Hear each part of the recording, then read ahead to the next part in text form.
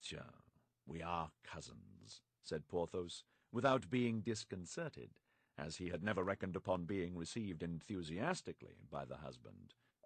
"By the female side, I believe," said the procurator maliciously. Porthos did not feel the ridicule of this, and took it for a piece of simplicity, at which he laughed in his large moustache. Madame Coquenard, who knew that a simple-minded procurator was a very rare variety in the species, smiled a little, and coloured a great deal. Monsieur Coquenard had, since the arrival of Porthos, frequently cast his eyes with great uneasiness upon a large chest placed in front of his oak desk. Porthos comprehended that this chest, although it did not correspond in shape with that which he had seen in his dreams, must be the blessed coffer, and he congratulated himself that the reality was several feet higher than the dream. Monsieur Coquenard did not carry his genealogical investigations any further, but withdrawing his anxious look from the chest and fixing it upon Porthos, he contented himself with saying, "Monsieur, our cousin, will do us the favour of dining with us once before his departure for the campaign, will he not, Madame Coquenard?" This time Porthos received the blow right in the stomach, and felt it. It appeared likewise that Madame Coquenard was not less affected by it on her part, for she added, "My cousin will not return if he finds that we do not treat him kindly. But otherwise he has so little time to pass in Paris, and consequently to spare to us, that we must entreat him to give us every instant he can call his own previous to his departure." "Oh, my legs, my poor legs, where are you?" murmured Coquenard, and he tried to smile. The succour which came to Porthos at the moment in which he was attacked in his gastronomic hopes inspired much gratitude in the Musketeer toward the procurator's wife. The hour of dinner soon arrived. They passed into the eating-room, a large dark room situated opposite the kitchen. The clerks, who, as it appeared, had smelled unusual perfumes in the house, were of military punctuality, and held their stools in hand quite ready to sit down. Their jaws moved preliminarily with fearful threatenings. "Indeed," thought Porthos, casting a glance at the three hungry clerks, for the errand-boy, as might be expected, was not admitted to the honours of the magisterial table. "In my cousin's place I would not keep such gourmands. They look like shipwrecked sailors who have not eaten for 6 weeks." Monsieur Coquenard entered, pushed along upon his armchair with castors by Madame Coquenard, whom Porthos assisted in rolling her husband up to the table. He had scarcely entered when he began to agitate his nose and his jaws, after the example of his clerks. Oh, said he, "here is a soup, which is rather inviting. What the devil can they smell so extraordinary in this soup?" said Porthos, at the sight of a pale liquid, abundant but entirely free from meat, on the surface of which a few crusts swam about as rare as the islands of an archipelago. Madame Coquenard smiled, and upon a sign from her, everyone eagerly took his seat. Monsieur Coquenard was served first, then Porthos. Afterward Madame Coquenard filled her own plate, and distributed the crusts, without soup, to the impatient clerks. At this moment the door of the dining-room unclosed with a creak, and Porthos perceived, through the half-open flap, the little clerk, who, not being allowed to take part in the feast, ate his dry bread in the passage with the double odour of the dining-room and kitchen. After the soup, the maid brought a boiled fowl, a piece of magnificence which caused the eyes of the diners to dilate in such a manner that they seemed ready to burst. "One may see that you love your family, Madame Coquenard," said the procurator, with a smile that was almost tragic. "You are certainly treating your cousin very handsomely." The poor fowl was thin, and covered with one of those thick bristly skins through which the teeth cannot penetrate with all their efforts. The fowl must have been sought for a long time on the perch, to which it had retired to die of old age. "The devil," thought Porthos, "this is poor work. I respect old age, but I don't much like it boiled or roasted." And he looked round to see if anybody partook of his opinion, but on the contrary, he saw nothing but eager eyes which were devouring in anticipation that sublime fowl which was the object of his contempt. Madame Coquenard drew the dish toward her, skilfully detached the 2 great black feet, which she placed upon her husband's plate, cut off the neck, which with the head she put on one side for herself, raised the wing for Porthos, and then returned the bird, otherwise intact, to the servant who had brought it in, who disappeared with it before the Musketeer had time to examine the variations which disappointment produces upon faces, according to the characters and temperaments of those who experience it. In the place of the fowl, a dish of haricot beans made its appearance, an enormous dish in which some bones of mutton that, at first sight, one might have believed to have some meat on them, pretended to show themselves. But the clerks were not the dupes of this deceit, and their lugubrious looks settled down into resigned countenances. Madame Coquenard distributed this dish to the young men with the moderation of a good housewife. The time for wine came. Monsieur Coquenard poured from a very small stone bottle the third of a glass for each of the young men, served himself in about the same proportion, and passed the bottle to Porthos and Madame Coquenard. The young men filled up their third of a glass with water. Then, when they had drunk half the glass, they filled it up again and continued to do so. This brought them, by the end of the repast, to swallowing a drink which, from the colour of the ruby, had passed to that of a pale topaz. Porthos ate his wing of the fowl timidly, and shuddered when he felt the knee of the procurator's wife under the table, as it came in search of his. He also drank half a glass of this sparingly served wine, and found it to be nothing but that horrible Montreuil, the terror of all expert palates. Monsieur Coquenard saw him swallowing this wine undiluted, and sighed deeply.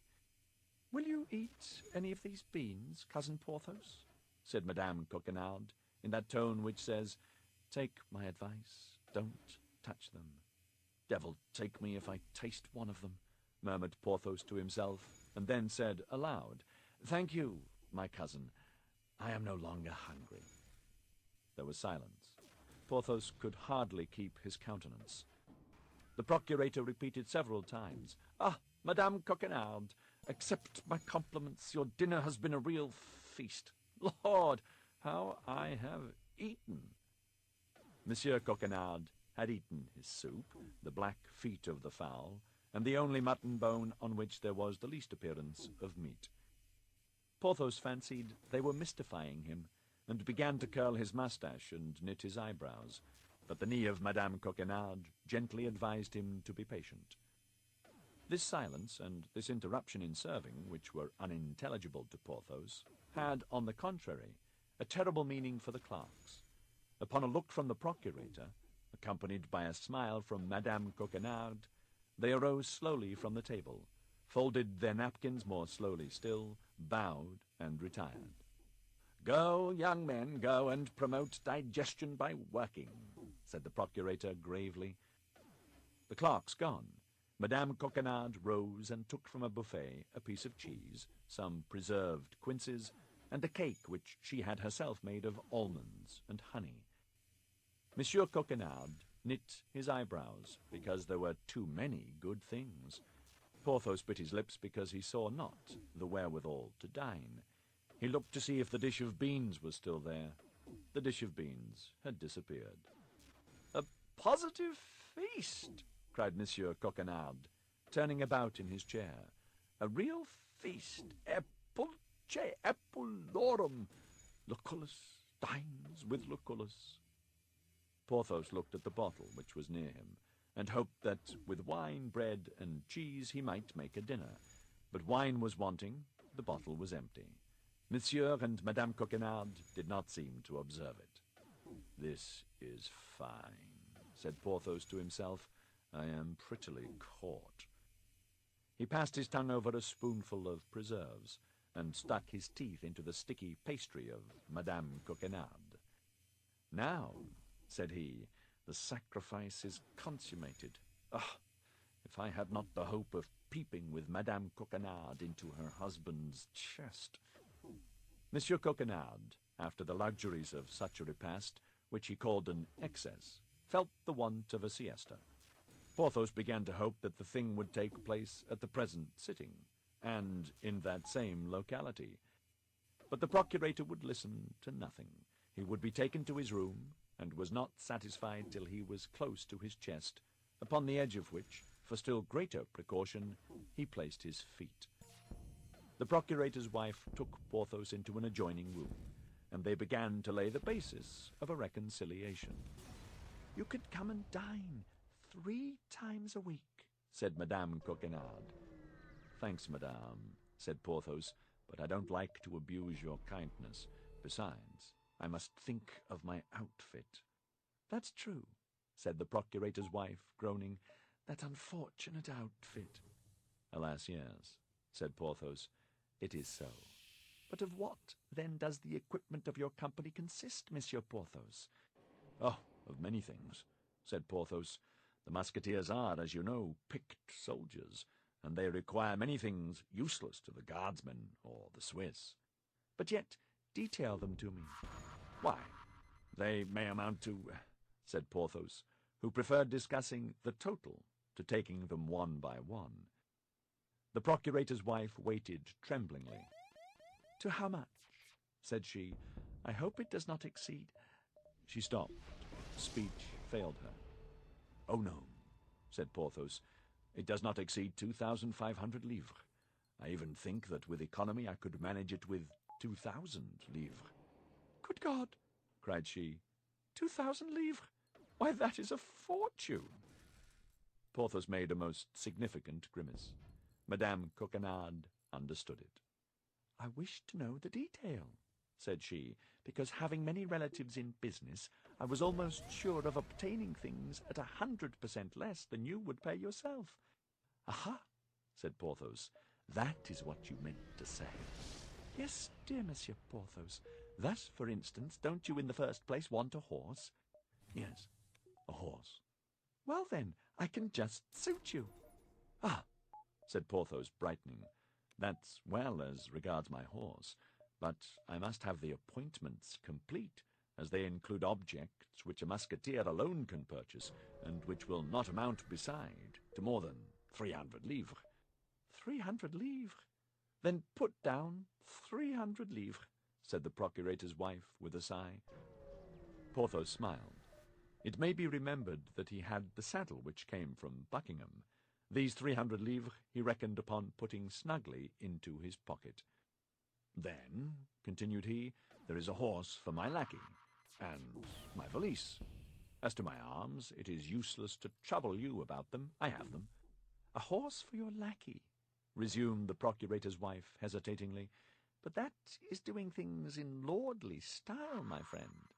"Ah, madame," said Porthos haughtily, "do you take me for a beggar?" "No, I only thought that a pretty mule makes sometimes as good an appearance as a horse, and it seemed to me that by getting a pretty mule for Mousqueton—" "Well, agreed for a pretty mule," said Porthos. "You are right. I have seen very great Spanish nobles whose whole suite were mounted on mules, but then you understand, Madame Coquenard, a mule with feathers and bells." "Be satisfied," said the procurator's wife. "There remains the valise," added Porthos. "Oh, don't let that disturb you," cried Madame Coquenard. "My husband has 5 or 6 valises. You shall choose the best. There is one in particular which he prefers in his journeys, large enough to hold all the world." "Your valise is then empty?" asked Porthos with simplicity. "Certainly it is empty," replied the procurator's wife in real innocence. "Ah, but the valise I want," cried Porthos, "is a well-filled one, my dear."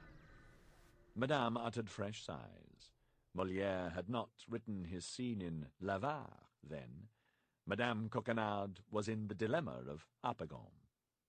Finally, the rest of the equipment was successively debated in the same manner, and the result of the sitting was that the procurator's wife should give 800 livres in money, and should furnish the horse and the mule, which should have the honor of carrying Porthos and Mousqueton to glory. These conditions being agreed to, Porthos took leave of Madame Coquenard. The latter wished to detain him by darting certain tender glances, but Porthos urged the commands of duty, and the procurator's wife was obliged to give place to the king. The musketeer returned home hungry and in bad humor. Chapter 33. Soubrette and Mistress. Meantime, as we have said, despite the cries of his conscience and the wise counsels of Athos, D'Artagnan became hourly more in love with Milady. Thus he never failed to pay his diurnal court to her, and the self-satisfied Gascon was convinced that sooner or later she could not fail to respond. One day, when he arrived with his head in the air, and as light at heart as a man who awaits a shower of gold, he found the soubrette under the gateway of the hotel. But this time the pretty Kitty was not contented with touching him as he passed. She took him gently by the hand. "Good," thought D'Artagnan. "She is charged with some message for me from her mistress. She is about to appoint some rendezvous of which she had not courage to speak." And he looked down at the pretty girl with the most triumphant air imaginable. "I wish to say 3 words to you, Monsieur Chevalier," stammered the soubrette. "Speak, my child, speak," said D'Artagnan. "I listen." "Here? Impossible. That which I have to say is too long and above all too secret." "Well, what is to be done?" "If Monsieur Chevalier would follow me?" said Kitty timidly. "Where you please, my dear child." "Come then."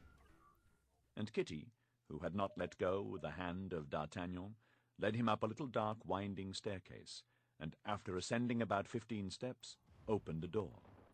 "Come in here, Monsieur Chevalier," said she. "Here we shall be alone and can talk." "And whose room is this, my dear child?" "It is mine, Monsieur Chevalier. It communicates with my mistress's by that door. But you need not fear. She will not hear what we say. She never goes to bed before midnight." D'Artagnan cast a glance around him. The little apartment was charming for its taste and neatness, but in spite of himself his eyes were directed to that door which Kitty said led to Milady's chamber. Kitty guessed what was passing in the mind of the young man and heaved a deep sigh. "You love my mistress, then, very dearly, Monsieur Chevalier?" said she. "Oh, more than I can say, Kitty. I am mad for her." Kitty breathed a second sigh. "Alas, monsieur," said she, "that is too bad." "What the devil do you see so bad in it?" said D'Artagnan. "Because, monsieur," replied Kitty, "my mistress loves you not at all." "Hi!" said D'Artagnan. "Can she have charged you to tell me so?" "Oh, no, monsieur. But out of the regard I have for you, I have taken the resolution to tell you so." "Much obliged, my dear Kitty, but for the intention only. For the information, you must agree, is not likely to be at all agreeable." "That is to say, you don't believe what I have told you. Is it not so?" "We have always some difficulty in believing such things, my pretty dear, were it only from self-love." "Then you don't believe me?" "I confess that, unless you deign to give me some proof of what you advance—" "What do you think of this?" Kitty drew a little note from her bosom. "For me?" said D'Artagnan, seizing the letter. "No, for another." "For another?" "Yes." "His name?" "His name?" cried D'Artagnan. "Read the address. Monsieur el Comte de Ward."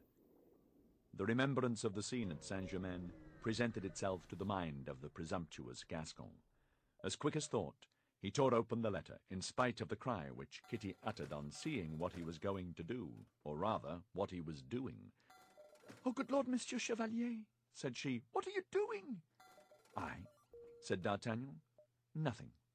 And he read, "You have not answered my first note. Are you indisposed, or have you forgotten the glances you favored me with at the ball of Madame de Guise? You have an opportunity now, Count. Do not allow it to escape." D'Artagnan became very pale. He was wounded in his self-love. He thought that it was in his love. "Poor dear Monsieur D'Artagnan," said Kitty, in a voice full of compassion, and pressing anew the young man's hand. "You pity me, little one?" said D'Artagnan. "Oh, yes, and with all my heart, for I know what it is to be in love." "You know what it is to be in love?" said D'Artagnan, looking at her for the first time with much attention. "Alas, yes. Well then, instead of pitying me, you would do much better to assist me in avenging myself on your mistress. And what sort of revenge would you take? I would triumph over her, and supplant my rival. I will never help you in that, Monsieur Chevalier, said Kitty warmly. And why not? Demanded D'Artagnan. For 2 reasons. What ones? The first is that my mistress will never love you. How do you know that? You have cut her to the heart. I? In what can I have offended her? I who, ever since I have known her, have lived at her feet like a slave. Speak, I beg you. I will never confess that, but to the man who should read to the bottom of my soul. D'Artagnan looked at Kitty for the 2nd time. The young girl had freshness and beauty which many duchesses would have purchased with their coronets. Kitty, said he, I will read to the bottom of your soul whenever you like. Don't let that disturb you. And he gave her a kiss at which the poor girl became as red as a cherry. Oh, no, said Kitty, it is not me you love. It is my mistress you love. You told me so just now. And does that hinder you from letting me know the 2nd reason? The 2nd reason, Monsieur the Chevalier, replied Kitty, emboldened by the kiss in the first place, and still further by the expression of the eyes of the young man, is that in love, everyone for herself.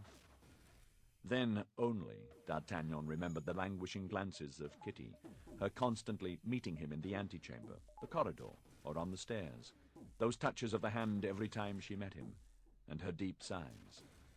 But absorbed by his desire to please the great lady, he had disdained the soubrette.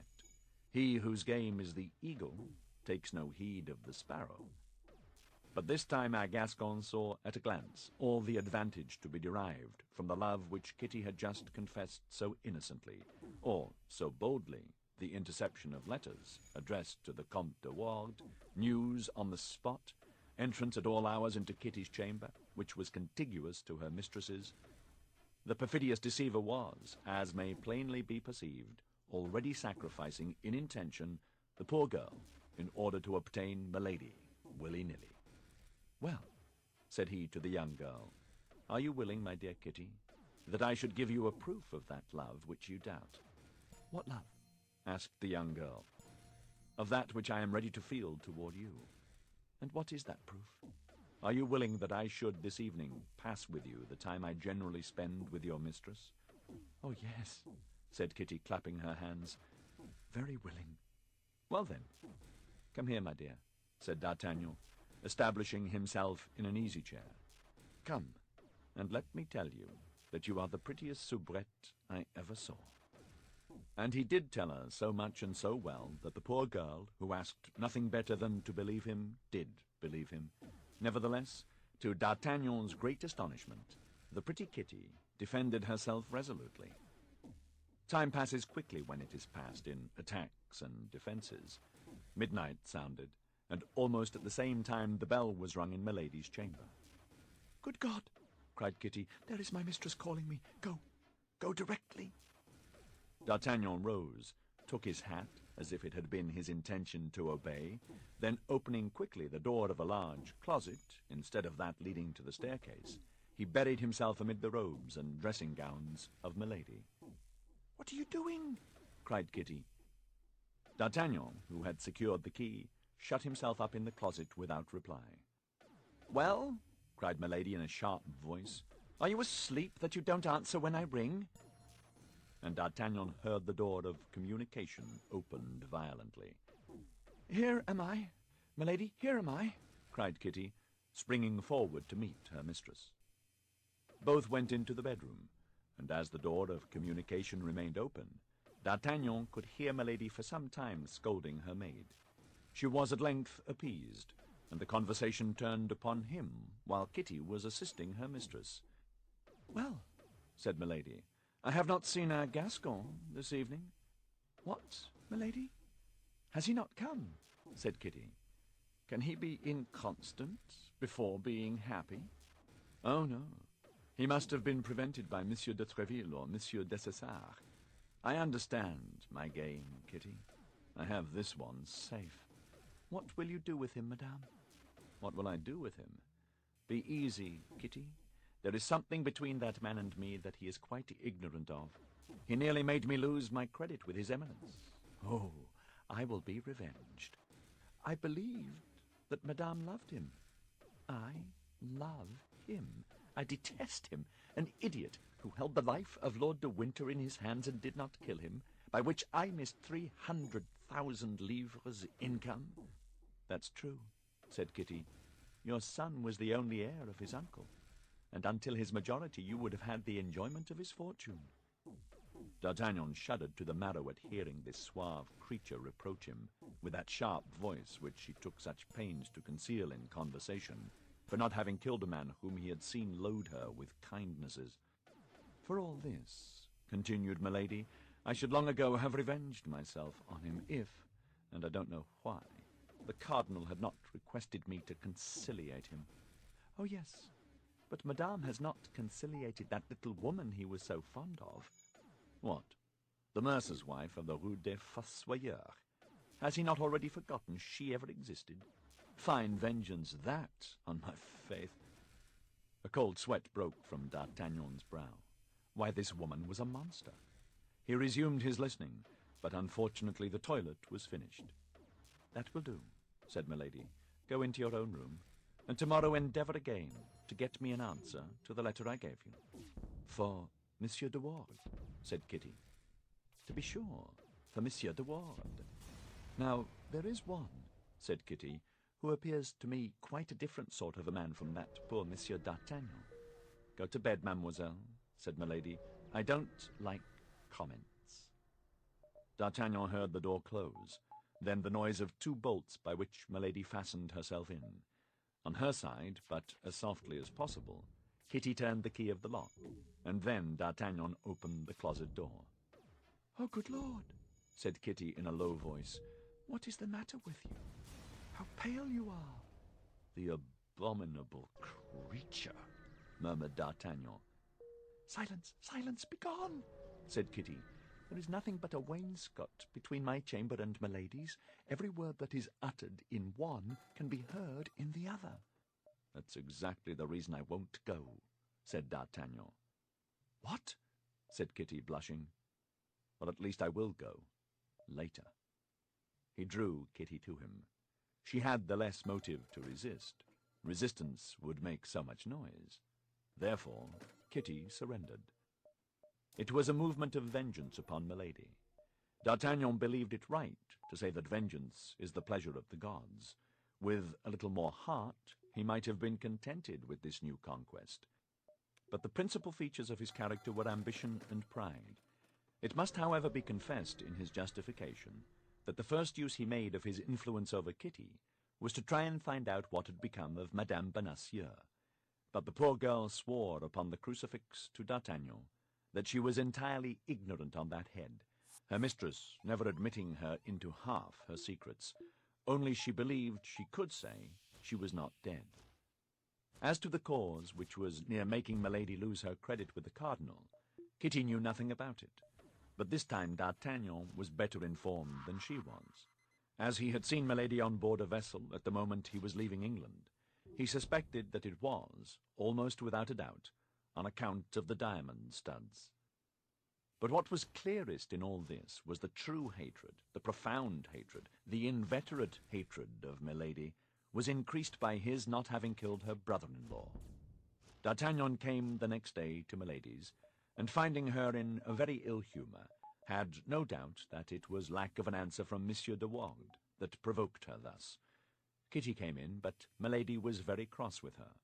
The poor girl ventured a glance at D'Artagnan, which said, "See how I suffer on your account." Toward the end of the evening, however, the beautiful lioness became milder. She smilingly listened to the soft speeches of D'Artagnan, and even gave him her hand to kiss. D'Artagnan departed, scarcely knowing what to think, but as he was a youth who did not easily lose his head, while continuing to pay his court to Milady, he had framed a little plan in his mind. He found Kitty at the gate, and, as on the preceding evening, went up to her chamber. Kitty had been accused of negligence and severely scolded. Milady could not at all comprehend the silence of the Comte de Ward, and she ordered Kitty to come at 9 o'clock in the morning to take a third letter. D'Artagnan made Kitty promise to bring him that letter on the following morning. The poor girl promised all her lover desired. She was mad. Things passed as on the night before. D'Artagnan concealed himself in his closet. Milady called, undressed, sent away Kitty, and shut the door. As the night before, D'Artagnan did not return home till 5 o'clock in the morning. At 11 o'clock, Kitty came to him. She held in her hand a fresh billet from Milady. This time the poor girl did not even argue with D'Artagnan. She gave it to him at once. She belonged body and soul to her handsome soldier. D'Artagnan opened the letter and read as follows. "This is the third time I have written to you to tell you that I love you.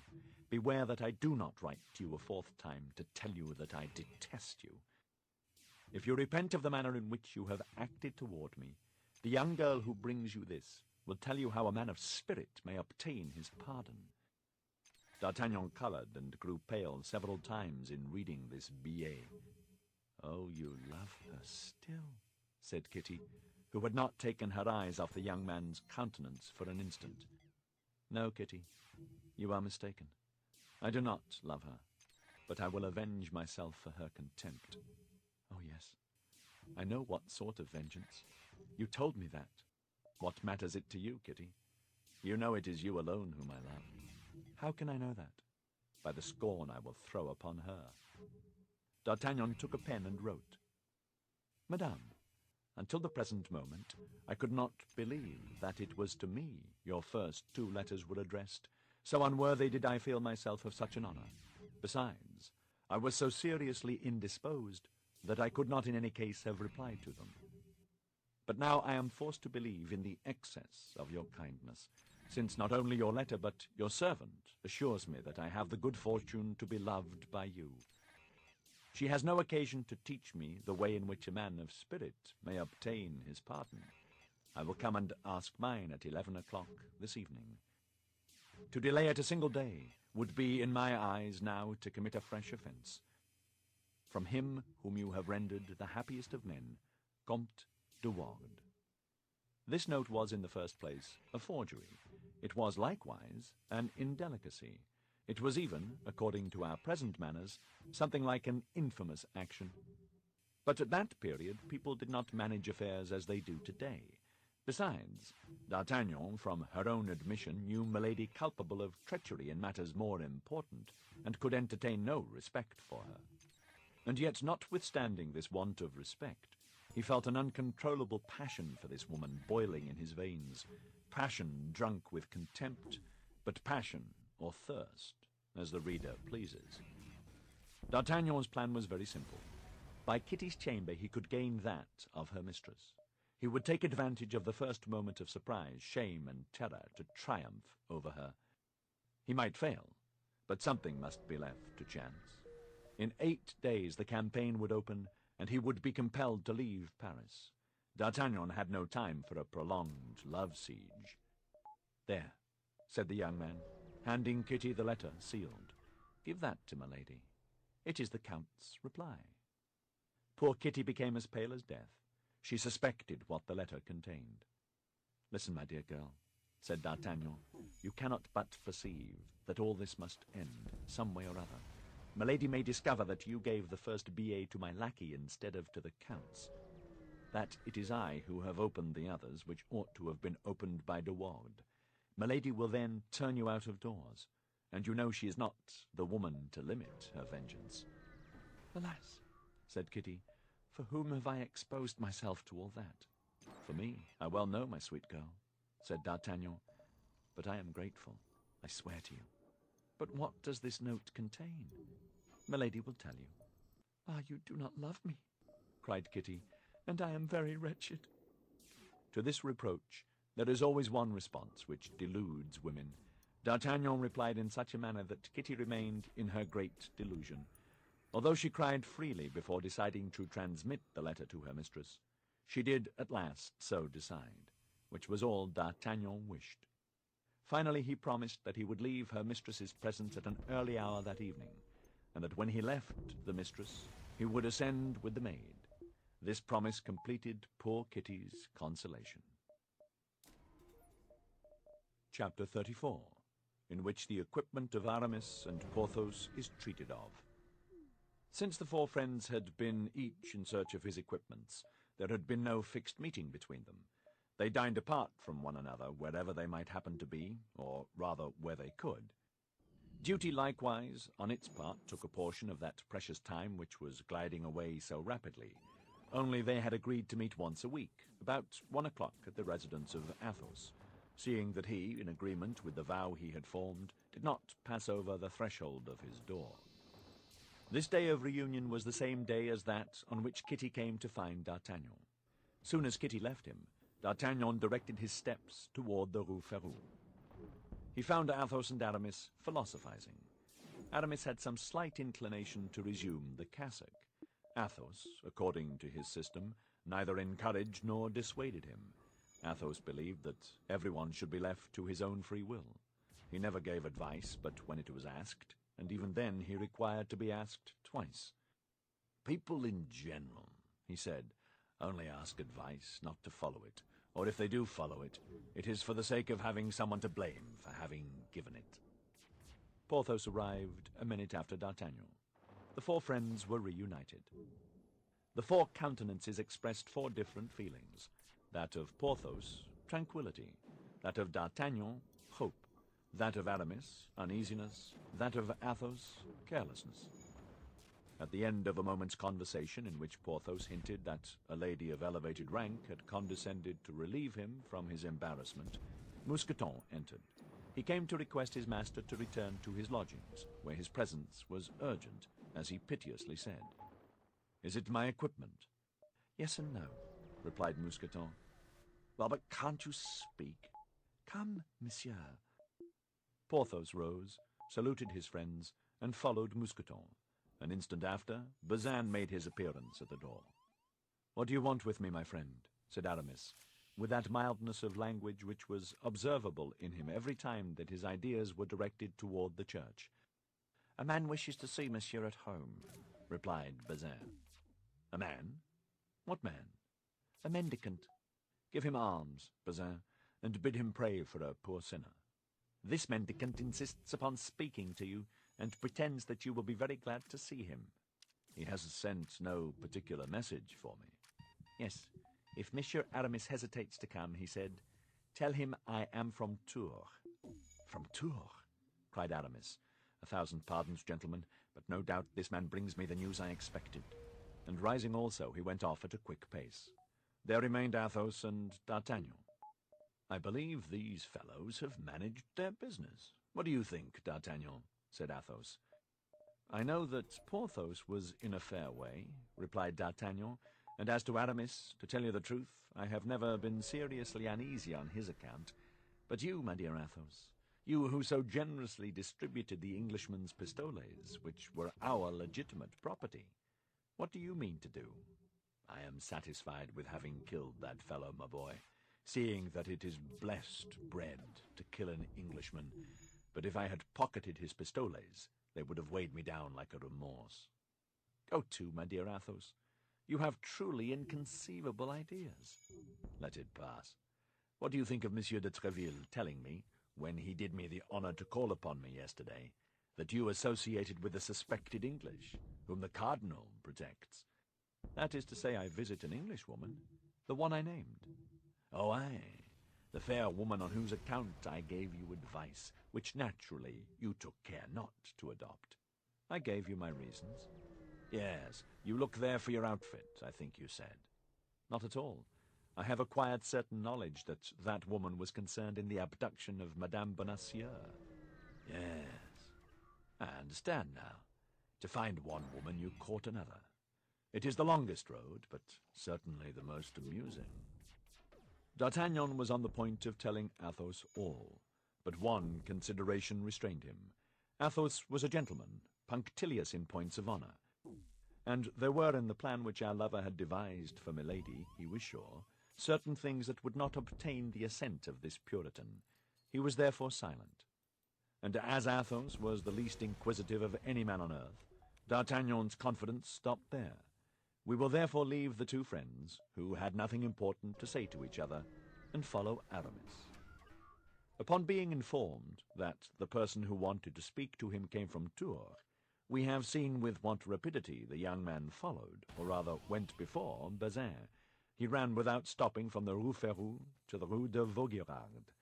On entering, he found a man of short stature and intelligent eyes, but covered with rags. "You have asked for me," said the Musketeer. "I wish to speak with Monsieur Aramis. Is that your name, monsieur?" "My very own.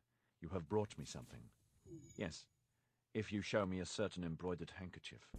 "Here it is," said Aramis, taking a small key from his breast and opening a little ebony box inlaid with mother-of-pearl.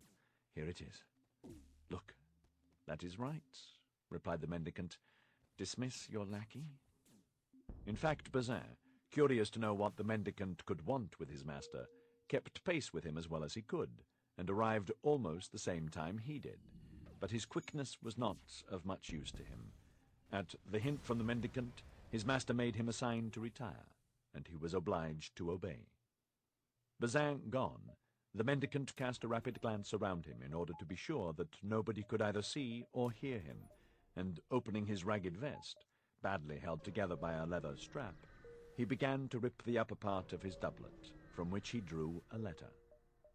Aramis uttered a cry of joy at the sight of the seal, kissed the superscription with an almost religious respect, and opened the epistle, which contained what follows. "My friend, it is the will of fate that we should be still for some time separated, but the delightful days of youth are not lost beyond return. Perform your duty in camp. I will do mine elsewhere. Accept that which the bearer brings you. Make the campaign like a handsome, true gentleman, and think of me, who kisses tenderly your black eyes.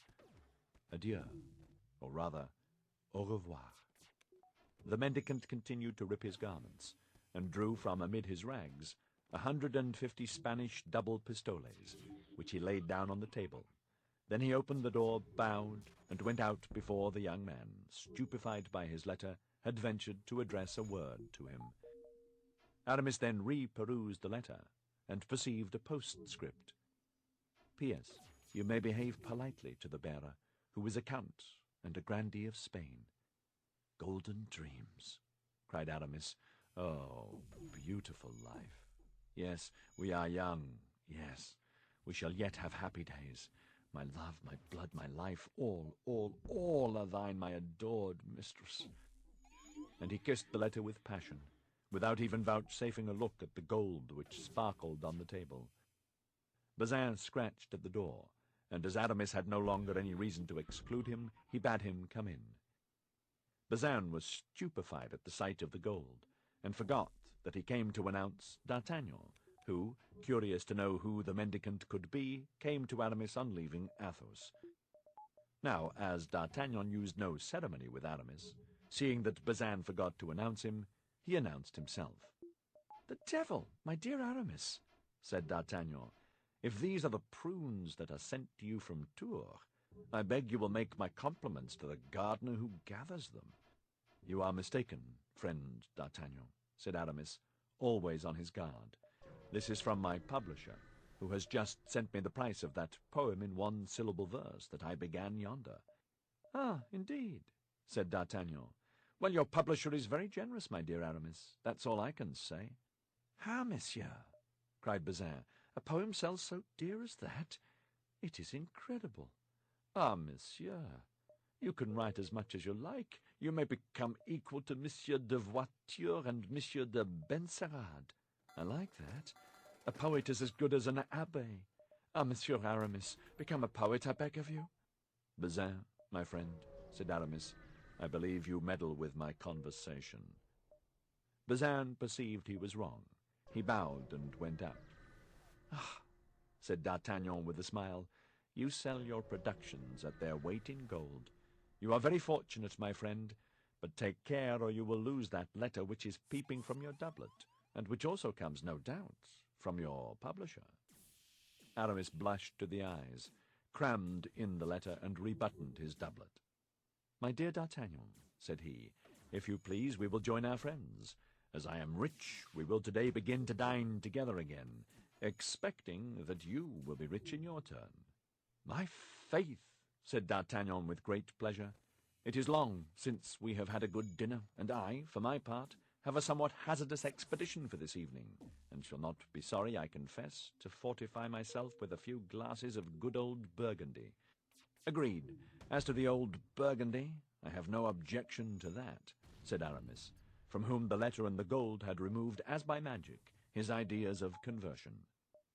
And having put 3 or 4 double pistoles into his pocket to answer the needs of the moment, he placed the others in the ebony box, inlaid with mother of pearl, in which was the famous handkerchief which served him as a talisman.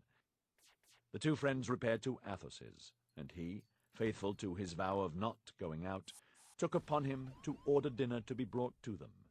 As he was perfectly acquainted with the details of gastronomy, D'Artagnan and Aramis made no objection to abandoning this important care to him.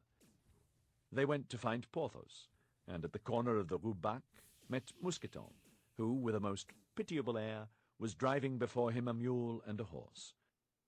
D'Artagnan uttered a cry of surprise, which was not quite free from joy. "Ah, my yellow horse!" cried he. "Aramis, look at that horse!" "Oh, the frightful brute!" said Aramis. "Ah, my dear," replied D'Artagnan, "upon that very horse I came to Paris." "What? Does monsieur know this horse?" said Mousqueton. "It is of an original color," said Aramis.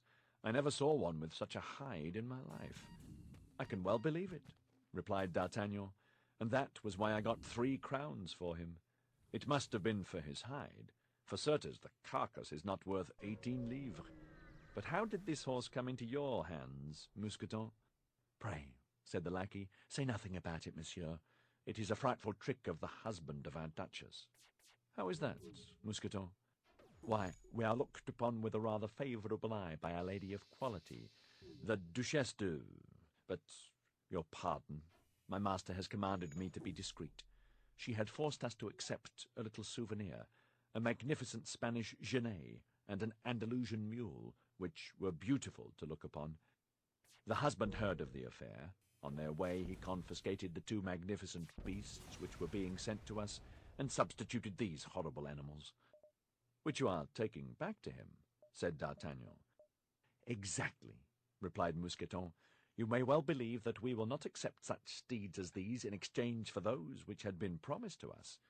No, pardieu, though I should like to have seen Porthos on my yellow horse. That would give me an idea of how I looked when I arrived in Paris. But don't let us hinder you, Mousqueton. Go and perform your master's orders. Is he at home?" "Yes, monsieur," said Mousqueton, "but in a very ill humour. Get up!" He continued his way to the Quai des Grands Augustins, while the 2 friends went to ring at the bell of the unfortunate Porthos. He, having seen them crossing the yard, took care not to answer, and they rang in vain. Meanwhile Mousqueton continued on his way, and, crossing the Pont Neuf, still driving the 2 sorry animals before him, he reached the Rue aux Ours. Arrived there, he fastened, according to the orders of his master, both horse and mule to the knocker of the procurator's door. Then, without taking any thought for their future, he returned to Porthos, and told him that his commission was completed. In a short time the 2 unfortunate beasts, who had not eaten anything since the morning, made such a noise in raising and letting fall the knocker that the procurator ordered his errand-boy to go and inquire in the neighbourhood to whom this horse and mule belonged. Madame Coquenard recognized her present, and could not at first comprehend this restitution, but the visit of Porthos soon enlightened her. The anger which fired the eyes of the Musketeer, in spite of his efforts to suppress it, terrified his sensitive inamorata. In fact, Mousqueton had not concealed from his master that he had met D'Artagnan and Aramis, and that D'Artagnan, in the yellow horse, had recognized the Béarnais pony upon which he had come to Paris, and which he had sold for 3 crowns. Porthos went away after having appointed a meeting with the procurator's wife in the cloister of Saint-Magloire. The procurator, seeing he was going, invited him to dinner, an invitation which the Musketeer refused with a majestic air. Madame Coquenard repaired trembling to the cloister of Saint-Magloire, for she guessed the reproaches that awaited her there, but she was fascinated by the lofty airs of Porthos. All that which a man wounded in his self-love could let fall in the shape of imprecations and reproaches upon the head of a woman, Porthos let fall upon the bowed head of the procurator's wife. "Alas," said she, "I did all for the best. One of our clients is a horse-dealer. He owes money to the office and is backward in his pay. I took the mule and the horse for what he owed us. He assured me that they were two noble steeds." "Well, madame," said Porthos, "if he owed you more than 5 crowns, your horse-dealer is a thief." "There is no harm in trying to buy things cheap, Monsieur Porthos," said the procurator's wife, seeking to excuse herself. "No, madame, but they who so assiduously try to buy things cheap ought to permit others to seek more generous friends." And Porthos, turning on his heel, made a step to retire. "Monsieur Porthos, Monsieur Porthos," cried the procurator's wife, "I have been wrong, I see it. I ought not to have driven a bargain when it was to equip a cavalier like you." Porthos, without reply, retreated a second step. The procurator's wife fancied she saw him in a brilliant cloud, all surrounded by duchesses and marchionesses, who cast bags of money at his feet. "Stop in the name of heaven, Monsieur Porthos," cried she. "Stop and let us talk." "Talking with you brings me misfortune," said Porthos. "But tell me what you ask." "Nothing, for that amounts to the same thing as if I asked you for something." The procurator's wife hung upon the arm of Porthos, and in the violence of her grief she cried out, "Monsieur Porthos, I am ignorant of all such matters. How should I know what a horse is? How should I know what horse furniture is?" "You should have left it to me then, madame, who know what they are. But you wish to be frugal, and consequently to lend at usury." "It was wrong, Monsieur Porthos, but I will repair that wrong upon my word of honor." "How so?" asked the Musketeer. "Listen. This evening Monsieur Coquenard is going to the house of the Duc de Chaulnes, who has sent for him. It is for a consultation, which will last 3 hours at least. Come, we shall be alone and can make up our accounts." "In good time. Now you talk, my dear." "You pardon me?" "We shall see," said Porthos majestically, and the two separated, saying, "Till this evening." "The devil," thought Porthos, as he walked away. "It appears I am getting nearer to Monsieur Coquenard's strong-box at last." Chapter 35. A Gascon, a Match for Cupid. The evening so impatiently waited for by Porthos and by D'Artagnan at last arrived. As was his custom, D'Artagnan presented himself at Milady's at about 9 o'clock. He found her in a charming humor. Never had he been so well received. Our Gascon knew, by the first glance of his eye, that his billet had been delivered, and that this billet had had its effect. Kitty entered to bring some sherbet. Her mistress put on a charming face and smiled on her graciously. But alas, the poor girl was so sad that she did not even notice Milady's condescension. D'Artagnan looked at the two women, one after the other, and was forced to acknowledge that, in his opinion, Dame Nature had made a mistake in their formation. To the great lady she had given a heart, vile and venal. To the soubrette she had given the heart of a duchess. At 10 o'clock Milady began to appear restless. D'Artagnan knew what she wanted. She looked at the clock, rose, reseated herself, smiled at D'Artagnan with an air which said, "You are very amiable, no doubt, but you would be charming if you would only depart." D'Artagnan rose and took his hat. Milady gave him her hand to kiss.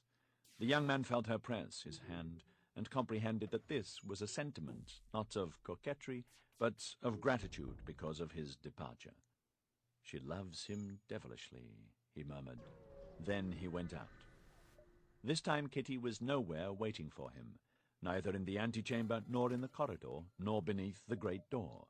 It was necessary that D'Artagnan should find alone the staircase and the little chamber. She heard him enter, but she did not raise her head. The young man went to her and took her hands. Then she sobbed aloud. As D'Artagnan had presumed, on receiving his letter, Milady, in a delirium of joy, had told her servant everything, and by way of recompense for the manner in which she had this time executed the commission, she had given Kitty a purse. Returning to her own room, Kitty had thrown the purse into a corner, where it lay open, disgorging 3 or 4 gold pieces on the carpet. The poor girl, under the caresses of D'Artagnan, lifted her head. D'Artagnan himself was frightened by the change in her countenance. She joined her hands with a suppliant air, but without venturing to speak a word. As little sensitive as was the heart of D'Artagnan, he was touched by this mute sorrow, but he held too tenaciously to his projects, above all to this one, to change the program which he had laid out in advance. He did not therefore allow her any hope that he would flinch, only he represented his actions as one of simple vengeance. For the rest, this vengeance was very easy, for Milady, doubtless to conceal her blushes from her lover, had ordered Kitty to extinguish all the lights in the apartment, and even in the little chamber itself. Before daybreak, Monsieur de Wardes must take his departure, still in obscurity. Presently they heard Milady retire to her room. D'Artagnan slipped into the wardrobe. Hardly was he concealed when the little bell sounded. Kitty went to her mistress, and did not leave the door open, but the partition was so thin that one could hear nearly all that passed between the 2 women. Milady seemed overcome with joy, and made Kitty repeat the smallest details of the pretended interview of the soubrette with de Wardes when he received the letter, how he had responded, what was the expression of his face, if he seemed very amorous. And to all these questions poor Kitty, forced to put on a pleasant face, responded in a stifled voice, whose dolorous accent her mistress did not, however, remark, solely because happiness is egotistical. Finally, as the hour for her interview with the Count approached, Milady had everything about her darkened, and ordered Kitty to return to her own chamber, and introduce de Wardes whenever he presented himself. Kitty's detention was not long. Hardly had D'Artagnan seen, through a crevice in his closet, that the whole apartment was in obscurity, than he slipped out of his concealment, at the very moment when Kitty reclosed the door of communication. "What is that noise?" demanded Milady. "It is I," said D'Artagnan, in a subdued voice. "I, the Comte de Wardes." "Oh, my God," murmured Kitty. "He has not even waited for the hour he himself named." "Well," said Milady in a trembling voice, "why do you not enter? Count, added she, "you know that I wait for you." At this appeal D'Artagnan drew Kitty quietly away and slipped into the chamber. If rage or sorrow ever torture the heart, it is when a lover receives, under a name which is not his own, protestations of love addressed to his happy rival. D'Artagnan was in a dolorous situation which he had not foreseen. Jealousy gnawed his heart, and he suffered almost as much as poor Kitty, who at that very moment was crying in the next chamber. "Yes, Count," said Milady in her softest voice, and pressing his hand in her own, "I am happy in the love which your looks and your words have expressed to me every time we have met. I love you. Oh, tomorrow, I must have some pledge from you which will prove that you think of me, and that you may not forget me. Take this." And she slipped a ring from her finger onto D'Artagnan's. D'Artagnan remembered having seen this ring on the finger of Milady. It was a magnificent sapphire, encircled with brilliants. The first movement of D'Artagnan was to return it, but Milady added, No, keep that ring for love of me. Besides, in accepting it," she added, in a voice full of emotion, "you render me a much greater service than you imagine." "This woman is full of mysteries," murmured D'Artagnan to himself. At that instant he felt himself ready to reveal all. He even opened his mouth to tell Milady who he was, and with what a revengeful purpose he had come, but she added, "Poor angel, whom that monster of a Gascon barely failed to kill." The monster was himself. "Oh," continued Milady, "do your wounds still make you suffer?" "Yes, much," said D'Artagnan, who did not well know how to answer. "Be tranquil," murmured Milady. "I will avenge you, and cruelly." "Peste!" said D'Artagnan to himself. "The moment for confidences has not yet come." It took some time for D'Artagnan to resume this little dialogue, but then all the ideas of vengeance which he had brought with him had completely vanished. This woman exercised over him an unaccountable power. He hated and adored her at the same time. He would not have believed that two sentiments so opposite could dwell in the same heart, and by their union constitute a passion so strange and, as it were, diabolical. Presently it sounded 1 o'clock. It was necessary to separate. D'Artagnan, at the moment of quitting Milady, felt only the liveliest regret at the parting, and as they addressed each other in a reciprocally passionate adieu, another interview was arranged for the following week. Poor Kitty hoped to speak a few words to D'Artagnan when he passed through her chamber, but Milady herself reconducted him through the darkness, and only quit him at the staircase. The next morning D'Artagnan ran to find Athos. He was engaged in an adventure so singular that he wished for counsel. He therefore told him all. "Your Milady," said he, "appears to be an infamous creature, but, not the less, you have done wrong to deceive her. In one fashion or another you have a terrible enemy on your hands." While thus speaking, Athos regarded with attention the sapphire set with diamonds, which had taken, on D'Artagnan's finger, the place of the Queen's ring, carefully kept in a casket.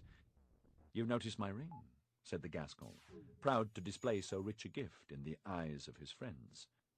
"Yes," said Athos, "it reminds me of a family jewel." "It is beautiful, is it not?" said D'Artagnan. "Yes," said Athos, "magnificent. I did not think two sapphires of such a fine water existed. Have you traded it for your diamond?" "No, it is a gift from my beautiful Englishwoman, or rather Frenchwoman, for I am convinced she was born in France, though I have not questioned her." "That ring comes from Milady," cried Athos, with a voice in which it was easy to detect strong emotion. "Her very self. She gave it me last night." "Here it is," replied D'Artagnan, taking it from his finger. Athos examined it and became very pale. He tried it on his left hand. It fit his finger as if made for it. A shade of anger and vengeance passed across the usually calm brow of this gentleman. "It is impossible it can be she," said he. "How could this ring come into the hands of Milady Clarik? And yet it is difficult to suppose such a resemblance should exist between two jewels." "Do you know this ring?" said D'Artagnan. "I thought I did," replied Athos, "but no doubt I was mistaken." And he returned D'Artagnan the ring without, however, ceasing to look at it. "Pray, D'Artagnan," said Athos after a minute, "either take off that ring or turn the mounting inside. It recalls such cruel recollections that I shall have no head to converse with you. Don't ask me for counsel. Don't tell me you are perplexed what to do. But stop. Let me look at that sapphire again. The one I mentioned to you had one of its faces scratched by accident." D'Artagnan took off the ring, gave it again to Athos. Athos started. "Look," said he, "is it not strange?" And he pointed out to D'Artagnan the scratch he had remembered. "But from whom did this ring come to you, Athos?" "From my mother, who inherited it from her mother. As I told you, it is an old family jewel." "And you sold it?" asked D'Artagnan, hesitatingly. "No," replied Athos with a singular smile. "I gave it away in a night of love, as it has been given to you." D'Artagnan became pensive in his turn.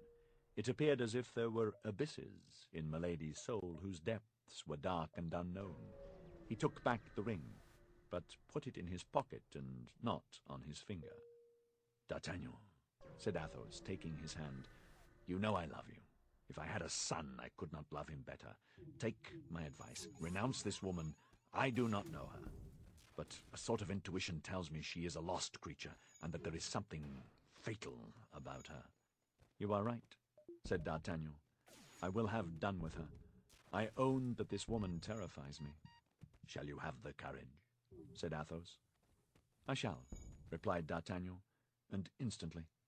"In truth, my young friend, you will act rightly," said the gentleman, pressing the Gascon's hand with an affection almost paternal. "And God grants that this woman, who has scarcely entered into your life, may not leave a terrible trace in it." And Athos bowed to D'Artagnan like a man who wishes it understood that he would not be sorry to be left alone with his thoughts. On reaching home, D'Artagnan found Kitty waiting for him. A month of fever could not have changed her more than this one night of sleeplessness and sorrow. She was sent by her mistress to the false De Wardes. Her mistress was mad with love, intoxicated with joy. She wished to know when her lover would meet her a second night, and poor Kitty, pale and trembling, awaited D'Artagnan's reply. The counsels of his friend, joined to the cries of his own heart, made him determine, now his pride was saved and his vengeance satisfied, not to see Milady again. As a reply, he wrote the following letter. "Do not depend upon me, madame, for the next meeting.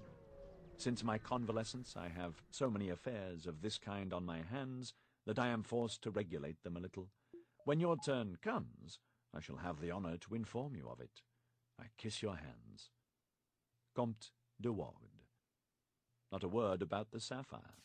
Was the Gascon determined to keep it as a weapon against Milady? Or else, let us be frank, did he not reserve the sapphire as a last resource for his outfit? It would be wrong to judge the actions of one period from the point of view of another. That which would now be considered as disgraceful to a gentleman was at that time quite a simple and natural affair, and the younger sons of the best families were frequently supported by their mistresses. D'Artagnan gave the open letter to Kitty, who at first was unable to comprehend it, but who became almost wild with joy on reading it a second time. She could scarcely believe in her happiness. And D'Artagnan was forced to renew with a living voice the assurances which he had written. And whatever might be, considering the violent character of Milady, the danger which the poor girl incurred in giving this billet to her mistress, she ran back to the Place Royale as fast as her legs could carry her. The heart of the best woman is pitiless toward the sorrows of a rival. Milady opened the letter with eagerness, equal to Kitty's in bringing it, but at the first words she read she became livid. She crushed the paper in her hand, and turning with flashing eyes upon Kitty, she cried, "What is this letter?" "The answer to Madame's," replied Kitty, all in a tremble. "Impossible!" cried Milady. "It is impossible. A gentleman could have written such a letter to a woman." Then all at once, starting, she cried, "My God! Can he have—" And she stopped. She ground her teeth. She was of the color of ashes. She tried to go toward the window for air, but she could only stretch forth her arms. Her legs failed her, and she sank into an armchair. Kitty, fearing she was ill, hastened toward her and was beginning to open her dress, but Milady started up, pushing her away. "What do you want with me?" said she, "and why do you place your hand on me?" "I thought that Madame was ill, and I wished to bring her help," responded the maid, frightened at the terrible expression which had come over her mistress's face. "I? Faint? I? Do you take me for half a woman? When I am insulted, I do not faint. I avenge myself." And she made a sign for Kitty to leave the room. Chapter 36. Dream of Vengeance. That evening, Milady gave orders that when Monsieur d'Artagnan came as usual, he should be immediately admitted, but he did not come. The next day Kitty went to see the young man again, and related to him all that had passed on the preceding evening. D'Artagnan smiled. This jealous anger of Milady was his revenge. That evening Milady was still more impatient than on the preceding evening. She renewed the order relative to the Gascon, but as before, she expected him in vain. The next morning, when Kitty presented herself at D'Artagnan's, she was no longer joyous and alert, as on the 2 preceding days, but on the contrary, sad as death. D'Artagnan asked the poor girl what was the matter with her, but she, as her only reply, drew a letter from her pocket and gave it to him. The letter was in Milady's handwriting, only this time it was addressed to Monsieur d'Artagnan, and not to Monsieur de Wardes. He opened it and read as follows. "Dear Monsieur d'Artagnan, it is wrong thus to neglect your friends, particularly at the moment you are about to leave them for so long a time. My brother-in-law and myself expected you yesterday and the day before, but in vain. Will it be the same this evening? Your very grateful Milady Clarick." "That's all very simple," said D'Artagnan, I expected this letter. My credit rises by the fall of that of the Comte de Ward. And will you go? Asked Kitty. Listen to me, my dear girl, said the Gascon, who sought for an excuse in his own eyes for breaking the promise he had made Athos. You must understand it would be impolitic not to accept such a positive invitation. Milady, not seeing me come again, would not be able to understand what could cause the interruption of my visits, and might suspect something. Who could say how far the vengeance of such a woman would go? "Oh, my God," said Kitty, "you know how to represent things in such a way that you are always in the right. You are going now to pay your court to her again, and if this time you succeed in pleasing her in your own name and with your own face, it will be much worse than before." Instinct made poor Kitty guess a part of what was to happen. D'Artagnan reassured her as well as he could, and promised to remain insensible to the seductions of Milady. He desired Kitty to tell her mistress that he could not be more grateful for her kindnesses than he was, and that he would be obedient to her orders. He did not dare to write for fear of not being able, to such experienced eyes as those of Milady, to disguise his writing sufficiently. As 9 o'clock sounded, D'Artagnan was at the Place Royale. It was evident that the servants who waited in the antechamber were warned, for as soon as D'Artagnan appeared, before even he had asked if Milady were visible, one of them ran to announce him. "Show him in," said Milady, in a quick tone, but so piercing that D'Artagnan heard her in the antechamber. He was introduced. "I am at home to nobody," said Milady. "Observe, to nobody." The servant went out. D'Artagnan cast an inquiring glance at Milady. She was pale and looked fatigued, either from tears or want of sleep. The number of lights had been intentionally diminished, but the young woman could not conceal the traces of the fever which had devoured her for 2 days. D'Artagnan approached her with his usual gallantry. She then made an extraordinary effort to receive him, but never did a more distressed countenance give the lie to a more amiable smile. To the questions which D'Artagnan put concerning her health, she replied, "Bad, very bad." "Then," replied he, "my visit is ill-timed. You no doubt stand in need of repose, and I will withdraw." "No, no," said Milady. "On the contrary, stay, Monsieur d'Artagnan. Your agreeable company will divert me." "Oh, thought D'Artagnan, she has never been so kind before. On guard." Milady assumed the most agreeable air possible, and conversed with more than her usual brilliancy. At the same time the fever, which for an instant abandoned her, returned to give luster to her eyes, color to her cheeks, and vermilion to her lips. D'Artagnan was again in the presence of the Circe, who had before surrounded him with her enchantments. His love, which he believed to be extinct, but which was only asleep, awoke again in his heart. Milady smiled, and D'Artagnan felt that he could damn himself for that smile. There was a moment at which he felt something like remorse. By degrees, Milady became more communicative. She asked D'Artagnan if he had a mistress. "Alas," said D'Artagnan, with the most sentimental air he could assume, "can you be cruel enough to put such a question to me? To me who, from the moment I saw you, have only breathed and sighed through you and for you?" Milady smiled with a strange smile. "Then you love me," said she. "Have I any need to tell you so? Have you not perceived it? It may be, but, you know, the more hearts are worth the capture, the more difficult they are to be won." "Oh, difficulties do not affright me," said D'Artagnan. "I shrink before nothing but impossibilities." "Nothing is impossible," replied Milady, "to true love." "Nothing, madame?" "Nothing," replied Milady.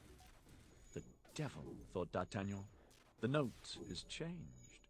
Is she going to fall in love with me by chance, this fair inconstant?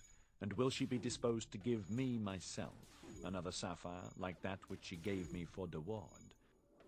D'Artagnan rapidly drew his seat nearer to Milady's. "Well now," she said, "let us see what you would do to prove this love of which you speak. All that could be required of me. Order. I am ready." "For everything?" "For everything," cried D'Artagnan, who knew beforehand that he had not much to risk in engaging himself thus. "Well, now let us talk a little seriously," said Milady, in her turn drawing her armchair nearer to D'Artagnan's chair. "I am all attention, madame," said he. Milady remained thoughtful and undecided for a moment. Then, as if appearing to have formed a resolution, she said, "I have an enemy." "You, madame?" said D'Artagnan, affecting surprise. "Is that possible, my God? Good and beautiful as you are? A mortal enemy? Indeed. An enemy who has insulted me so cruelly that between him and me it is war to the death. May I reckon on you as an auxiliary?" D'Artagnan at once perceived the ground which the vindictive creature wished to reach. "You may, madame," said he with emphasis. "My arm and my life belong to you, like my love." "Then," said Milady, "since you are as generous as you are loving—" She stopped. "Well?" demanded D'Artagnan. "Well," replied Milady after a moment of silence, "from the present time, cease to talk of impossibilities." "Do not overwhelm me with happiness," cried D'Artagnan, throwing himself on his knees, and covering with kisses the hands abandoned to him. "Avenge me of that infamous De Wardes," said Milady between her teeth, "and I shall soon know how to get rid of you, you double idiot, you animated sword-blade. Fall involuntarily into my arms, hypocritical and dangerous woman," said D'Artagnan, likewise to himself. "After having abused me with such effrontery, and afterward I will laugh at you with him whom you wish me to kill." D'Artagnan lifted up his head. "I am ready," said he. "You have understood me, then, dear Monsieur D'Artagnan?" said Milady. "I could interpret one of your looks." "Then you would employ for me your arm which has already acquired so much renown?" "Instantly." "But on my part," said Milady, "how should I repay such a service? I know these lovers. They are men who do nothing for nothing." "You know the only reply that I desire," said D'Artagnan, "the only one worthy of you and of me." And he drew nearer to her. She scarcely resisted. "Interested man!" cried she, smiling. "Ah!" cried D'Artagnan, really carried away by the passion this woman had the power to kindle in his heart. "That is because my happiness appears so impossible to me, and I have such fear that it should fly away from me like a dream, that I pant to make a reality of it. Well, merit this pretended happiness, then." "I am at your orders," said D'Artagnan. "Quite certain?" said Milady, with a last doubt. "Only name to me the base man that has brought tears into your beautiful eyes." "Who told you that I had been weeping?" said she. "It appeared to me." "Such women as I never weep," said Milady. "So much the better. Come, tell me his name. Remember that his name is all my secret." "Yet I must know his name." "Yes, you must. See what confidence I have in you." "You overwhelm me with joy. What is his name?" "You know him." "Indeed?" "Yes." "It is surely not one of my friends," replied D'Artagnan, affecting hesitation in order to make her believe him ignorant. "If it were one of your friends, you would hesitate, then?" cried Milady, and a threatening glance darted from her eyes. "Not if it were my own brother," cried D'Artagnan, as if carried away by his enthusiasm. Our Gascon promised this without risk, for he knew all that was meant. "I love your devotedness," said Milady. "Alas, do you love nothing else in me?" asked D'Artagnan. "I love you also." "You!" said she, taking his hand. The warm pressure made D'Artagnan tremble, as if by the touch that fever which consumed Milady attacked himself. "You love me, you!" cried he. "Oh, if that were so, I should lose my reason." And he folded her in his arms. She made no effort to remove her lips from his kisses, only she did not respond to them. Her lips were cold. It appeared to D'Artagnan that he had embraced a statue. He was not the less intoxicated with joy, electrified by love. He almost believed in the tenderness of Milady. He almost believed in the crime of De Ward. If De Ward had at that moment been under his hand, he would have killed him. Milady seized the occasion. "His name is," said she in her turn, "De Ward." "I know it," cried D'Artagnan. "And how do you know it?" asked Milady, seizing both his hands and endeavoring to read with her eyes to the bottom of his heart. D'Artagnan felt he had allowed himself to be carried away, and that he had committed an error. "Tell me, tell me, tell me, I say," repeated Milady. "How do you know it?" "How do I know it?" said D'Artagnan. "Yes, I know it because yesterday Monsieur de Ward, in a saloon where I was, showed a ring which he said he had received from you." "Wretch!"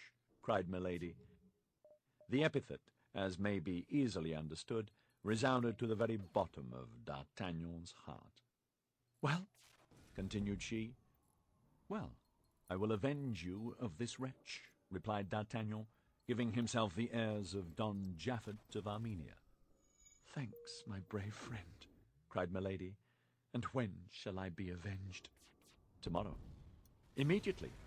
"When you please." Milady was about to cry out, "Immediately!" but she reflected that such precipitation would not be very gracious toward D'Artagnan. Besides, she had 1,000 precautions to take, 1,000 counsels to give to her defender, in order that he might avoid explanations with the Count before witnesses. All this was answered by an expression of D'Artagnan's. "Tomorrow," said he, "you will be avenged, or I shall be dead."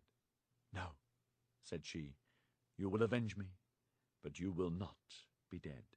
He is a coward. With women, perhaps, but not with men. I know something of him. But it seems you had not much reason to complain of your fortune in your contest with him. Fortune is a courtesan. Favorable yesterday, she may turn her back tomorrow." "Which means that you now hesitate?" "No, I do not hesitate. God forbid. But would it be just to allow me to go to a possible death without having given me at least something more than hope?" Milady answered by a glance which said, "Is that all? Speak, then," and then accompanying the glance with explanatory words, "That is but too just," said she tenderly. "Oh, you are an angel!" exclaimed the young man. "Then all is agreed," said she, "except that which I ask of you, dear love. But when I assure you that you may rely on my tenderness, I cannot wait till tomorrow. Silence! I hear my brother. It will be useless for him to find you here." She rang the bell, and Kitty appeared. "Go out this way," said she, opening a small private door, "and come back at 11 o'clock. We will then terminate this conversation. Kitty will conduct you to my chamber." The poor girl almost fainted at hearing these words. "Well, mademoiselle, what are you thinking about, standing there like a statue? Do as I bid you. Show the chevalier out, and this evening at 11 o'clock. You have heard what I said." "It appears that these appointments are all made for 11 o'clock, thought D'Artagnan. "That's a settled custom." Milady held out her hand to him, which he kissed tenderly. "But," said he, as he retired as quickly as possible from the reproaches of Kitty, "I must not play the fool. This woman is certainly a great liar.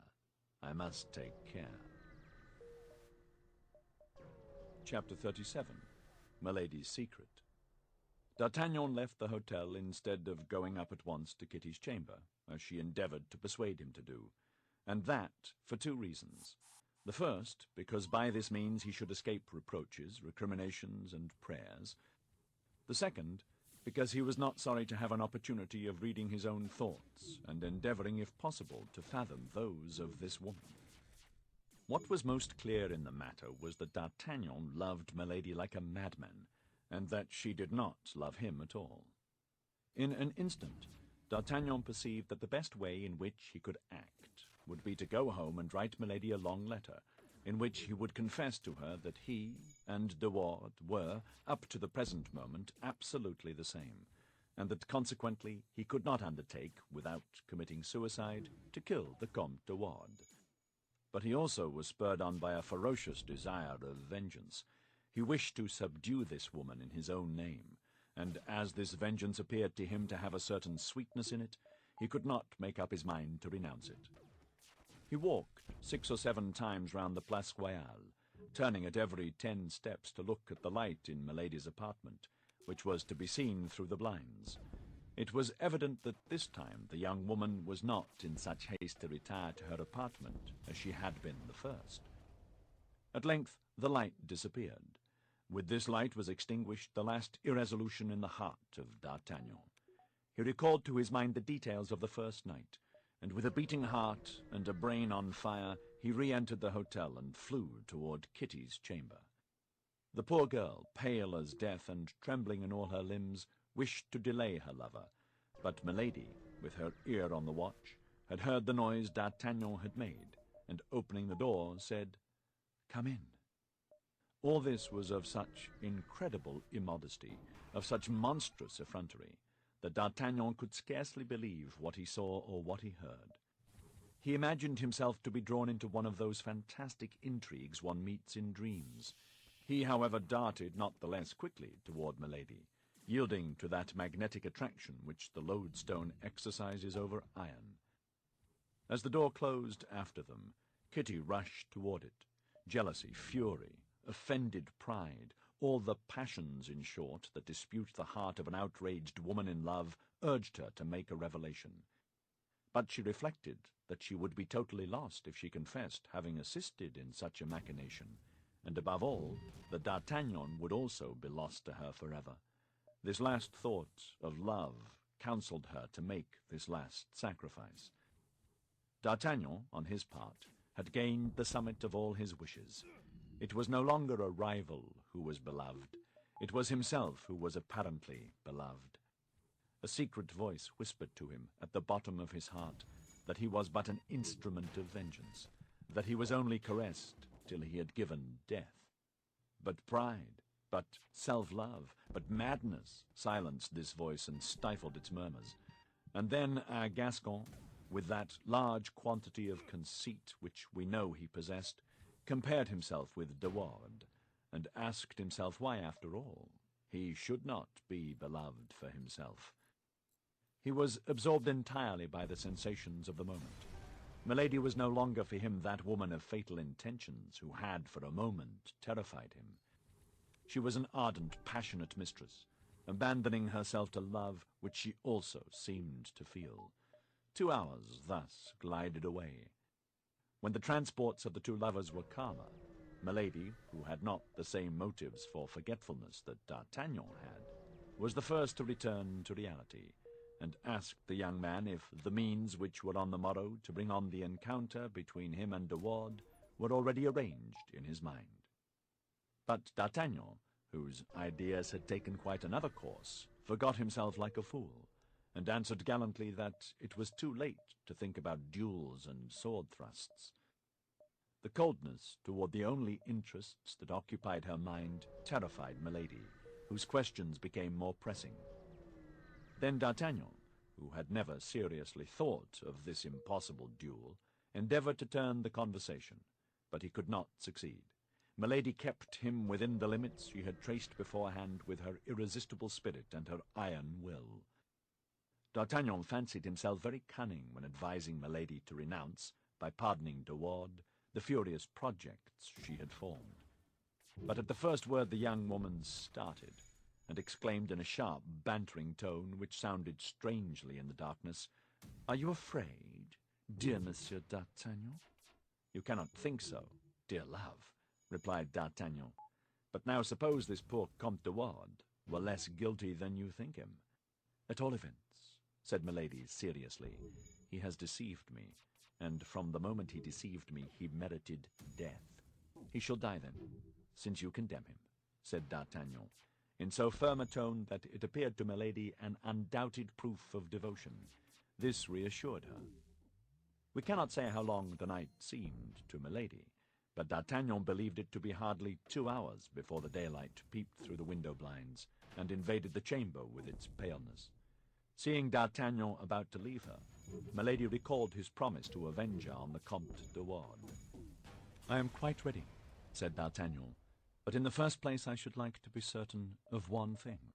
"And what is that?" asked Milady. "That is, whether you really love me.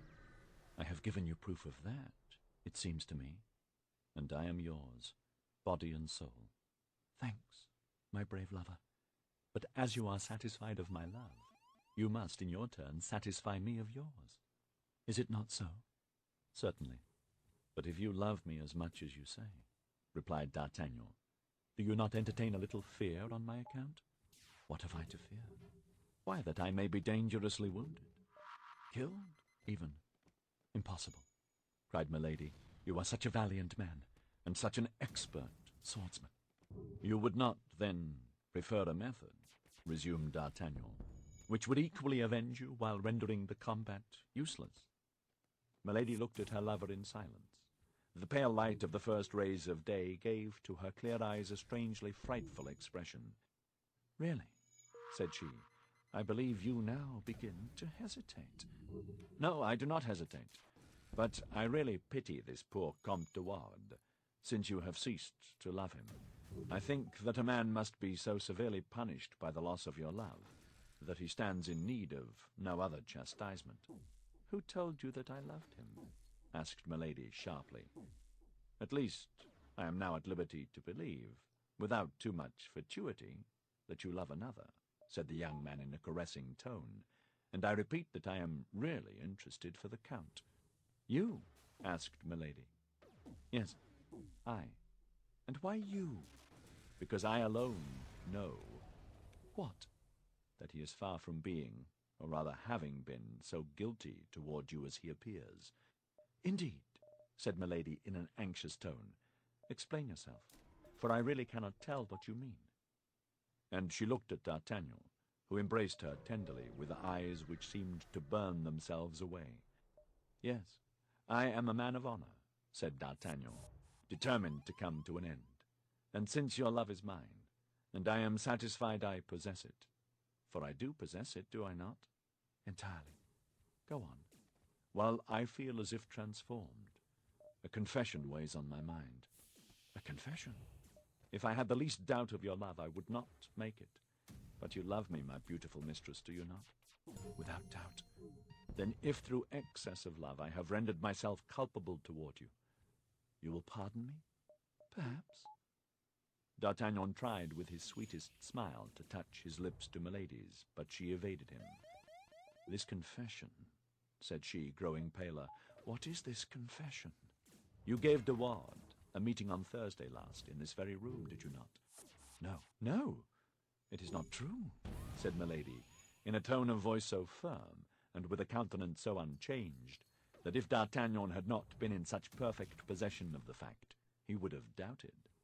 "Do not lie, my angel," said D'Artagnan, smiling. "That would be useless." "What do you mean? Speak! You kill me!" "Be satisfied. You are not guilty toward me, and I have already pardoned you." "What next? What next?" "De Wardes cannot boast of anything." "How is that? You told me yourself that the ring—" "The ring I have, the Comte de Wardes of Thursday and the D'Artagnan of today, are the same person." The imprudent young man expected a surprise mixed with shame, a slight storm which would resolve itself into tears, but he was strangely deceived, and his error was not of long duration. Pale and trembling, Milady repulsed D'Artagnan's attempted embrace by a violent blow on the chest as she sprang out of bed. It was almost broad daylight. D'Artagnan detained her by her nightdress of fine India linen to implore her pardon, but she, with a strong movement, tried to escape. Then the cambric was torn from her beautiful shoulders, and on one of those lovely shoulders, round and white, D'Artagnan recognized with inexpressible astonishment the fleur-de-lis, that indelible mark which the hand of the infamous executioner had imprinted. "Great God!" cried D'Artagnan, losing his hold of her dress, and remaining mute, motionless and frozen. But Milady felt herself denounced even by his terror. He had doubtless seen all. The young man now knew her secret, her terrible secret, the secret she concealed even from her maid with such care, the secret of which all the world was ignorant, except himself. She turned upon him, no longer like a furious woman, but like a wounded panther. "Ah, wretch!" cried she, "you have basely betrayed me, and still more, you have my secret. You shall die." And she flew to a little inlaid casket which stood upon the dressing-table, opened it with a feverish and trembling hand, drew from it a small poniard with a golden haft and a sharp, thin blade, and then threw herself with a bound upon D'Artagnan. Although the young man was brave, as we know, he was terrified at that wild countenance, those terribly dilated pupils, those pale cheeks, and those bleeding lips. He recoiled to the other side of the room, as he would have done from a serpent which was crawling toward him, and his sword, coming in contact with his nervous hand, he drew it almost unconsciously from the scabbard. But without taking any heed of the sword, Milady endeavored to get near enough to him to stab him, and did not stop till she felt the sharp point at her throat. She then tried to seize the sword with her hands, but D'Artagnan kept it free from her grasp, and presenting the point, sometimes at her eyes, sometimes at her breast, compelled her to glide behind the bedstead, while he aimed at making his retreat by the door which led to Kitty's apartment. Milady during this time continued to strike at him with horrible fury, screaming in a formidable way. As all this, however, bore some resemblance to a duel, D'Artagnan began to recover himself little by little. "Well, beautiful lady, very well," said he, "but pardieu, if you don't calm yourself, I will design a second fleur-de-lis upon one of those pretty cheeks." "Scoundrel! Infamous scoundrel!" howled Milady. But D'Artagnan, still keeping on the defensive, drew near to Kitty's door. At the noise they made, she in overturning the furniture in her efforts to get at him, he in screening himself behind the furniture to keep out of her reach, Kitty opened the door. D'Artagnan, who had unceasingly maneuvered to gain this point, was not at more than 3 paces from it. With one spring he flew from the chamber of Milady into that of the maid, and quick as lightning he slammed to the door, and placed all his weight against it, while Kitty pushed the bolts. Then Milady attempted to tear down the door-case, with a strength apparently above that of a woman. But finding she could not accomplish this, she in her fury stabbed at the door with her poniard, the point of which repeatedly glittered through the wood. Every blow was accompanied with terrible imprecations. "Quick, Kitty, quick," said D'Artagnan in a low voice, as soon as the bolts were fast. "Let me get out of the hotel, for if we leave her time to turn round, she will have me killed by the servants." "But you can't go out so," said Kitty. "You are naked." "That's true," said D'Artagnan. Then, first thinking of the costume he found himself in, "That's true. But dress me as well as you are able. Only make haste. Think, my dear girl, it's life and death." Kitty was but too well aware of that. In a turn of the hand, she muffled him up in a flowered robe, a large hood, and a cloak. She gave him some slippers in which he placed his naked feet, and then conducted him down the stairs. It was time. Milady had already rung her bell and roused the whole hotel. The porter was drawing the cord at the moment Milady cried from her window, "Don't open!" The young man fled while she was still threatening him with an impotent gesture. The moment she lost sight of him, Milady tumbled fainting into her chamber. Chapter 38. How, without incommoding himself, Athos procures his equipment. D'Artagnan was so completely bewildered that without taking any heed of what might become of Kitty, he ran at full speed across half Paris and did not stop till he came to Athos's door. The confusion of his mind, the terror which spurred him on, the cries of some of the patrol who started in pursuit of him, and the hooting of the people who, notwithstanding the early hour, were going to their work, only made him precipitate his course. He crossed the court, ran up the 2 flights to Athos's apartment, and knocked at the door enough to break it down. Grimaud came, rubbing his half-open eyes, to answer this noisy summons, and D'Artagnan sprang with such violence into the room as nearly to overturn the astonished lackey. In spite of his habitual silence, the poor lad this time found his speech. "Hello there," cried cried he. "What do you want, you strumpet? What's your business here, you hussy?" D'Artagnan threw off his hood and disengaged his hands from the folds of the cloak. At sight of the moustaches and the naked sword, the poor devil perceived he had to deal with a man. He then concluded it must be an assassin. "Help! Murder! Help!" cried he. "Hold your tongue, you stupid fellow," said the young man. "I am D'Artagnan. Don't you know me? Where is your master?" "You, Monsieur D'Artagnan," cried Grimaud. "Impossible." "Grimaud," said Athos, coming out of his apartment in a dressing-gown. "Grimaud, I thought I heard you permitting yourself to speak." "Ah, monsieur, it is—" "Silence!" Grimaud contented himself with pointing D'Artagnan out to his master with his finger. Athos recognized his comrade, and phlegmatic as he was, he burst into a laugh which was quite excused by the strange masquerade before his eyes. Petticoats falling over his shoes, sleeves tucked up, and moustaches stiff with agitation. "Don't laugh, my friend," cried D'Artagnan. "For heaven's sake, don't laugh, for upon my soul it's no laughing matter." And he pronounced these words with such a solemn air, and with such a real appearance of terror, that Athos eagerly seized his hand, crying, "Are you wounded, my friend? How pale you are!" "No, but I have just met with a terrible adventure. Are you alone, Athos?" "Bableur! Whom do you expect to find with me at this hour?" "Well, well," and D'Artagnan rushed into Athos's chamber. "Come, speak," said the latter, closing the door and bolting it, that they might not be disturbed. "Is the king dead? Have you killed the cardinal? You are quite upset. Come, come, tell me. I am dying with curiosity and uneasiness." "Athos," said D'Artagnan, getting rid of his female garments and appearing in his shirt, "prepare yourself to hear an incredible, an unheard-of story." "Well, put on this dressing-gown first," said the Musketeer to his friend. D'Artagnan donned the robe as quickly as he could, mistaking one sleeve for the other, so greatly was he still agitated. "Well?" said Athos. "Well," replied D'Artagnan, bending his mouth to Athos's ear and lowering his voice, "Milady is marked with a fleur-de-lis upon her shoulder." "Ah!" cried the Musketeer, as if he had received a ball in his heart. "Let us see," said D'Artagnan. "Are you sure that the other is dead?" "The other?" said Athos, in so stifled a voice that D'Artagnan scarcely heard him. "Yes, she of whom you told me one day at Amiens." Athos uttered a groan, and let his head sink on his hands. "This is a woman of 26 or 28 years. "Fair," said Athos. "Is she not?" "Very."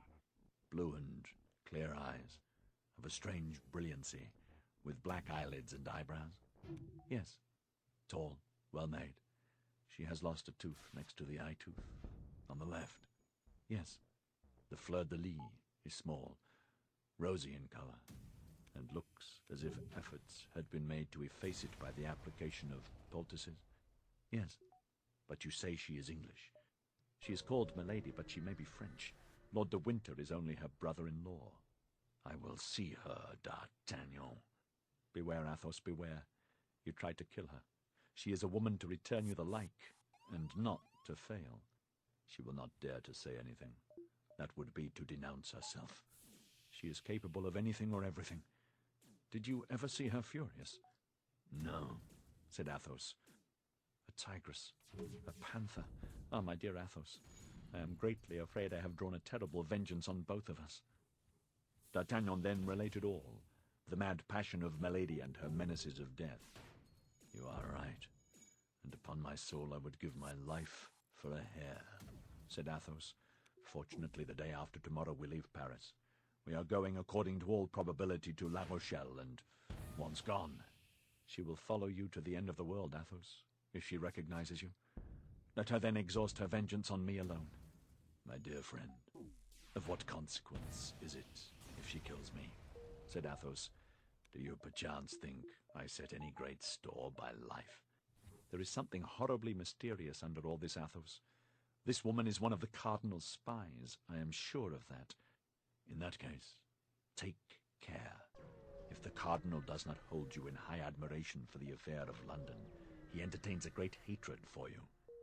But as considering everything, he cannot accuse you openly, and as hatred must be satisfied, particularly when it's a cardinal's hatred, take care of yourself. If you go out, do not go out alone. When you eat, use every precaution. Mistrust everything, in short, even your own shadow. Fortunately, said D'Artagnan, all this will be only necessary till after tomorrow evening. For when once, with the army, we shall have, I hope, only men to dread. In the meantime, said Athos, I renounce my plan of seclusion, and wherever you go, I will go with you.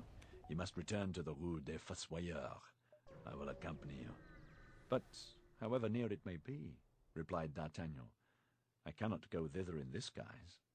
That's true, said Athos, and he rang the bell. Grimaud entered. Athos made him a sign to go to D'Artagnan's residence and bring back some clothes. Grimaud replied by another sign that he understood perfectly, and set off. All this will not advance your outfit, said Athos, for if I am not mistaken, you have left the best of your apparel with Milady, and she will certainly not have the politeness to return it to you. Fortunately, you have the sapphire. The jewel is yours, my dear Athos. Did you not tell me it was a family jewel? Yes. My grandfather gave 2,000 crowns for it, as he once told me. It formed part of the nuptial present he made his wife, and it is magnificent. My mother gave it to me, and I, fool as I was, instead of keeping the ring as a holy relic, gave it to this wretch. Then, my friend, take back this ring, to which I see you attach much value. I take back the ring, after it has passed through the hands of that infamous creature? Never. That ring is defiled, D'Artagnan. Sell it, then. Sell a jewel which came from my mother? I vow I should consider it a profanation. Pledge it, then. You can borrow at least 1,000 crowns on it. With that sum you can extricate yourself from your present difficulties, and when you are full of money again you can redeem it, and take it back cleansed from its ancient stains, as it will have passed through the hands of usurers. Athos smiled. You are a capital companion, D'Artagnan, said he.